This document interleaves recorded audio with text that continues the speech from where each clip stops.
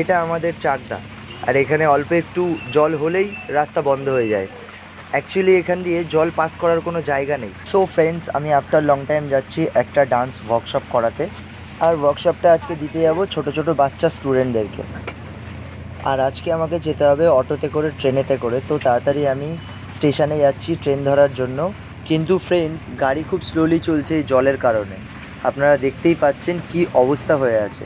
Thank god আমি এই স্পিডে এসেও সঠিক টাইমে ট্রেনটা পেয়ে গেছি। চাকদা থেকে ট্রেন ধরে শিয়ালদা এসে আবার শিয়ালদা থেকে ট্রেন ধরে এখন ট্রেনে বসে আছি। ট্রেন ছাড়ার টাইম হয়ে গেছে, বাট ট্রেন এখনও ছাড়েনি, এক্ষুনি ছাড়বে।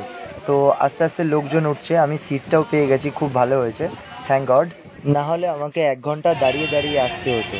তো আমি অলরেডি চলে এসেছি স্টেশনে। এসে আমি অটো স্ট্যান্ডে চলে এসেছি। আসার পর আমি ম্যাজিকে উঠে গেছি। তো আমি আমার ডেস্টিনেশনে যাব, দ্যাটস ওয়াই।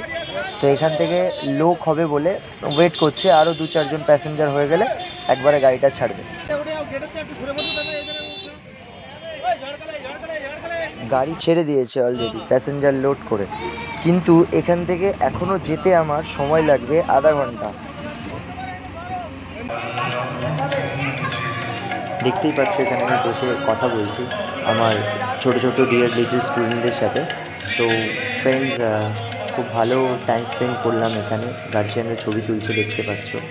ওয়ার্কশপে এসে সত্যি খুব ভালো সময় কাটালাম গার্জিয়ানদের সাথে এবং আমার ছোট ছোট স্টুডেন্টদের সাথে। এখানে আমার জন্য ব্যাপারটা সারপ্রাইজ ছিল। ঢোকার সাথে সাথেই এন্ট্রিটা, ওয়েলকামিংটা খুবই সুন্দর, ফুল দিয়ে ছোট ছোট বাচ্চারা খুব সুন্দরভাবে প্রেজেন্ট করেছে।